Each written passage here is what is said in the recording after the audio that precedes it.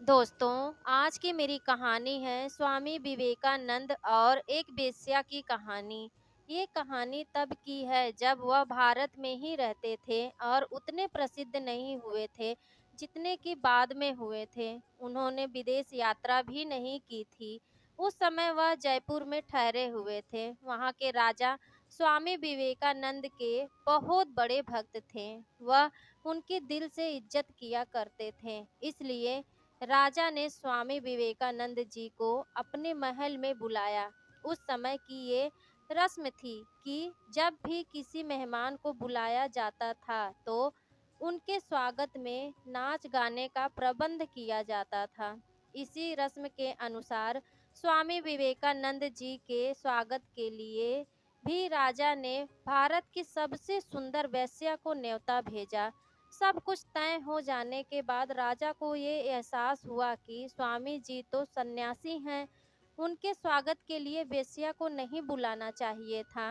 एक सन्यासी के लिए वेश्या की क्या जरूरत? कहाँ स्वामी जी इतने बड़े महापुरुष और कहाँ वो अदनी सी वेश्या। स्वामी विवेकानंद जी उस समय तक सीखने की ही प्रक्रिया में थे। इसलिए जब वो राजा के महल में आए तो आते ही उन्होंने वेश्या को देखा। वेश्या के बारे में पता लगते ही स्वामी विवेकानंद जी उसी समय एक कमरे में गए और खुद को कमरे के अंदर बंद कर लिया। उन्हें डर था कि कहीं उस वेश्या को देखकर उनकी वासना शक्ति ना जाग जाए। राजा बाहर से उन्हें बुलाते रहे लेकिन स्वामी विवेकानंद जी ने बाहर आने से साफ मना कर दिया। राजा ने माफी भी मांगी कि उन्होंने आज तक किसी सन्यासी का स्वागत नहीं किया, इसलिए उनसे ये भूल हुई। लेकिन स्वामी विवेकानंद जी नहीं माने और अंदर ही बंद रहे।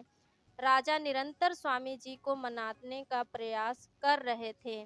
इसका कारण थी वो वेश्या। वह वेश्या भारत की सबसे सुंदर और प्रसिद्ध वेश्या थी। अगर उसे वापस भेजा जाता तो ये उसका अपमान होता। राजा बुरी तरह फंस चुके थे।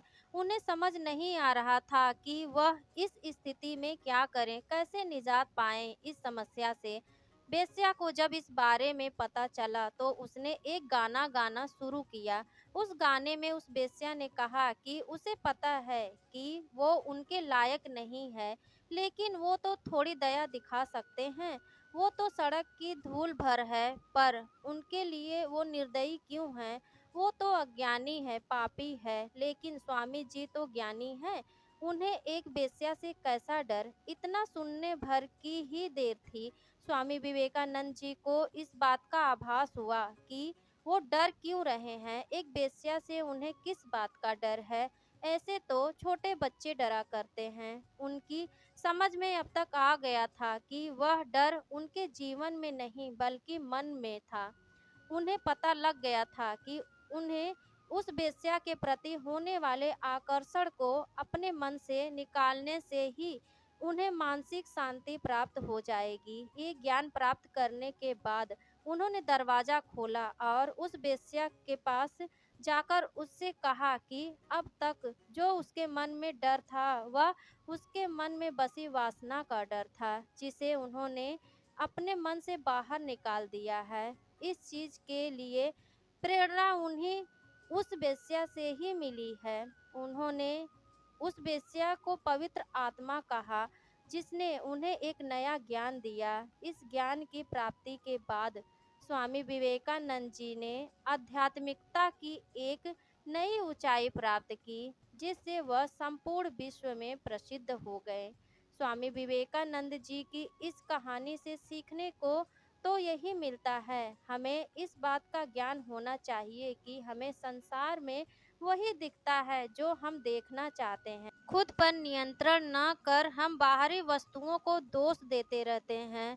अपनी इंद्रियों पर नियंत्रण पाकर हम भी जीवन की उन ऊंचाइयों तक पहुंच सकते हैं जिसको सब नामुमकिन मानते हैं। दुनिया में असंभव कुछ भी नहीं। अगर इंसान कुछ करने की ठान ले तो उसे दुनिया की कोई ताकत नहीं रोक सकती।